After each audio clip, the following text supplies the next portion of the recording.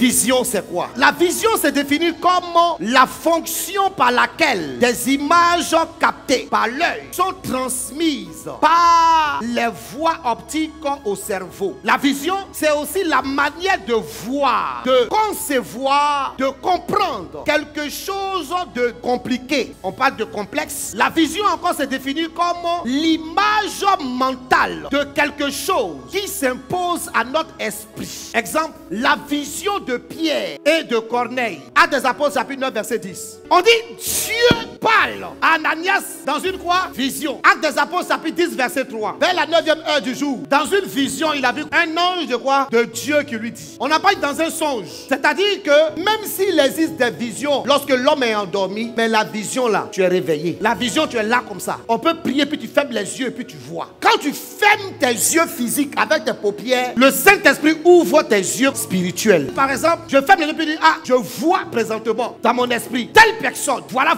ainsi de suite. Les yeux sont fermés, mais les yeux spirituels sont ouverts. C'est ce qu'on appelle les yeux de l'esprit. Ça te permet de voir. Et quand tu dis, c'est que Dieu t'a montré cela. Donc c'est dans une forme d'image. Tu peux être couché aussi endormi et puis tu peux avoir une vision en étant endormi. Mais la plupart du temps, les visions, quand tu les fais endormi, comment on appelle ça? C'est songe. Quand tu dors et puis tu ronfles, il y a deux choses que tu fais. Soit tu rêves, soit tu as un songe. Et lorsque tu vois l'intervention des êtres extérieurs à ton âme, on appelle ça songe. Maintenant, concernant les visions, la plupart du temps, tu ne ronfles pas. Soit tu es en train de prier comme ça, et puis Dieu utilise ton imagination, et puis il t'envoie, et puis tu vois quelque chose. Tu vois des scènes se dérouler ainsi de suite. Lorsqu'on a lu Actes des Apôtres chapitre 9 verset 10, on a vu que Dieu a parlé dans une vision. C'est-à-dire tu regardes, et puis tu entends avec tes yeux. Je prends un exemple. Quand vous faites ces genres de rêves, vous avez vu par exemple que Pierre, Dieu lui a montré par exemple les animaux. Dieu lui a parlé dans la vue. Quand il a regardé, ça veut dire quelque chose. N'est-ce pas? Je peux te parler sans utiliser la bouche. Vous êtes d'accord avec moi, non? Quand il fait comme ça, ça veut dire quoi? S'il fait comme ça.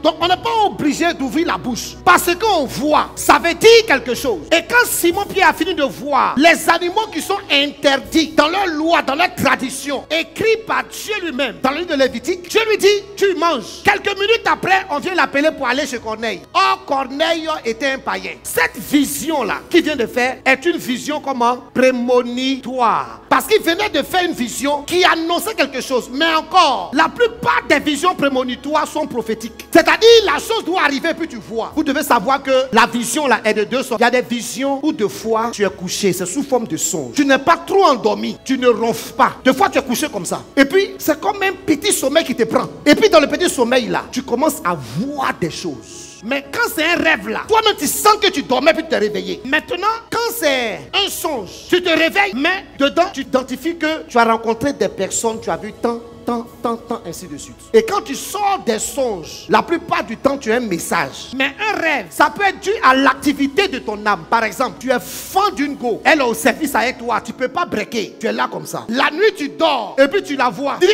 ah, je n'ai pas pu te parler dans la journée, mais tu veux me trouver un rêve ici. C'est qu'on a commencé, on a terminé. Ça c'est un rêve. Parce que il y a le rêve qui est lié à notre psychique. Et puis il y a des rêves qui sont dus à l'environnement dans lequel nous sommes. Par exemple, pendant la journée, tu étais là, tu es venu à la prière ici, tu as commencé à faire palabre avec quelqu'un. Et puis tu n'as pas pu te battre, on vous a séparés. Donc tu es tellement fâché quand tu vas à la maison la nuit, tu vois encore la personne là, comme si vous vous battez. Donc il y a des rêves que nous vivons. La plupart des rêves qui n'ont pas de sens, ce sont des rêves qui sont liés à notre psyché. Et il y a les rêves que nous faisons, soit qui n'ont pas de sens, mais qui sont dus aux activités qu'on a eu à faire. Parce que, écoutez-moi bien, je n'ai pas pu parler. L'homme est à trois niveaux concernant le mental de l'homme. Il y a l'homme conscient, il y a l'homme inconscient, et entre l'homme conscient et l'homme inconscient, il y a une autre partie de l'homme qu'on appelle le subconscient de l'homme. La plupart des rêves que nous faisons, c'est lié à la partie de l'homme du côté quoi? Inconscient. Amen. Puisque nous ne sommes plus, nous ne contrôlons plus rien de ce qui arrive. Et il y a une autre partie qu'on appelle la conscience, c'est-à-dire nous qui sommes ici, nous sommes conscients. Nous savons ce que nous faisons et ainsi de suite. Donc les actes que nous posons dans le physique là, nous sommes responsables de ces actes là. Amen. Donc conscient, ici il y a l'inconscience et puis au milieu là se trouve le subconscient. Donc lui il va se trouver entre l'homme conscient et l'homme subconscient. Donc toi, tu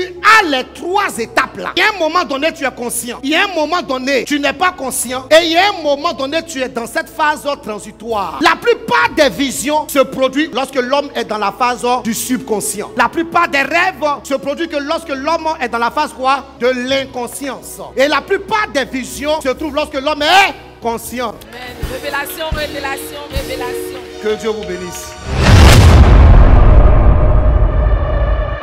Rejoignez-nous à la paroisse orthodoxe Résurrection de Bangerville, siège à Cafel, tous les vendredis de 19h à 21h et tous les dimanches de 15h à 19h avec le prêtre exorciste Abba Daniel La Révélation. Ou contactez-nous au plus 225 07 07 14 0016 plus 225 01 40 51 40 00 WhatsApp plus 225 07 09 82 32 82.